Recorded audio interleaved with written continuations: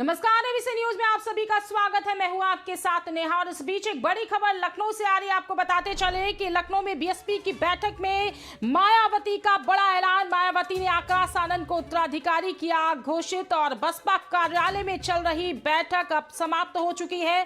2024 की तैयारियों को लेकर यह बैठक हुई और आकाश आनंद को बड़ी जिम्मेदारी मिली है। तो लखनऊ से इस बीच बड़ी खबर आपको बताते चले कि लखनऊ में बसपा सुप्रीमो मायावती ने बड़ा ऐलान किया है।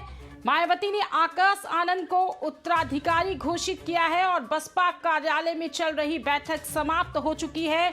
2024 की तैयारियों को लेकर यह बैठक हुई है। बहुजन समाज पार्टी की सुप्रीमो मायावती ने आज लखनऊ में आयोजित पार्टी बैठक के दौरान बड़ा फैसला लिया।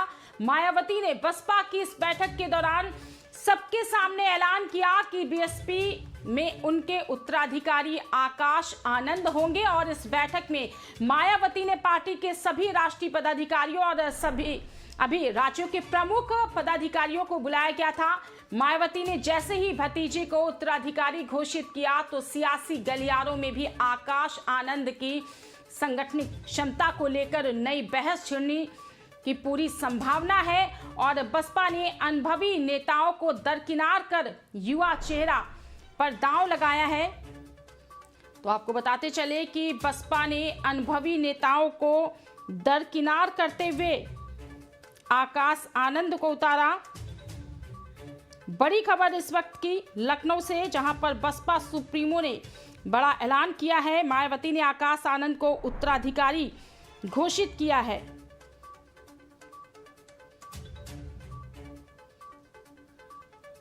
तो लखनऊ से इस बीच बड़ी खबर आपको बताते चले कि बसपा ने अनुभवी नेताओं को दरकिनार कर युवा चेहरे पर दांव लगाया और इसे लेकर अभी तक कोई राजनीतिक प्रतिक्रिया नहीं आई है, लेकिन इसके पीछे की मंशा साफ नजर आती है कि मायावती आकाश आनंद को क्रिकेट की भाषा में कहें तो भविष्य की राजनीति के लिए प्रैक्टिस मैच देना चाहती हैं, जिससे उनको चुनावी दांव पेच, टिकट वितरण, चुनाव प्रचार और अन्य पहलुओं का अनुभव मिल सके।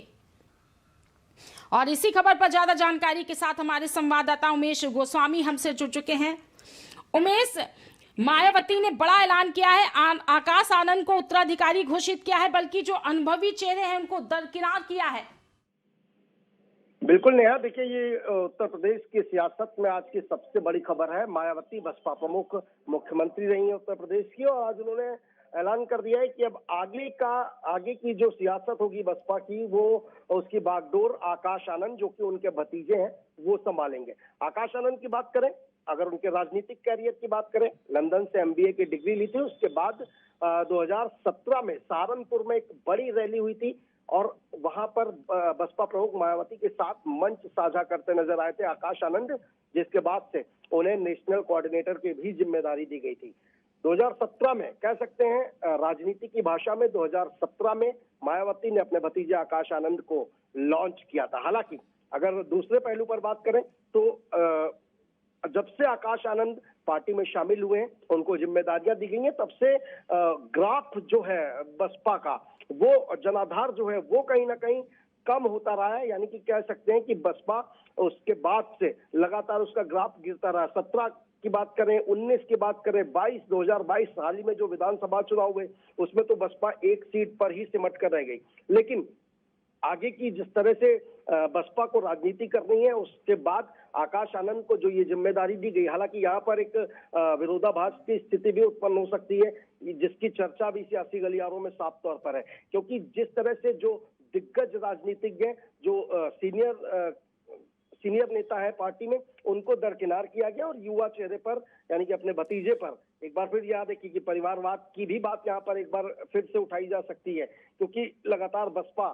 सपा पर हमलावर रही है परिवारवाद को लेकर। ऐसे में दिग्गज नेताओं को दरकिनार कर जिस तरह से अपने परिवार में अपने भतीजे को युवा चेहरे पर दांव लगाया गया, तो आगे आने वाले समय में कई सवाल खड़े हो सकते हैं। बिल्कुल बिल्कुल में से युवा चेहरे पर दांव लगाया है और कई दिग्गज नेता जिनको दरकिनार किया गया। अगर बात करें पिछले लोकसभा चुनाव की, तो उसमें बसपा को 10 सीटें मिली थी, लेकिन अगर अन्य चुनाव की बात करें तो धीरे धीरे जो प्रदर्शन था वो बसपा का नीचे गिरता चला गया। और उसके बाद बसपा सुप्रीमो मायावती ने आकाश आनंद को पार्टी के अन्य राज्यों की जिम्मेदारी दी है। और अगर देखा जाए तो 2024 के लिए आकाश आनंद तैयारियां भी कर रहे हैं, तो क्या लग रहा है कि 2024 में कितना पल्ला भारी होगा बसपा का?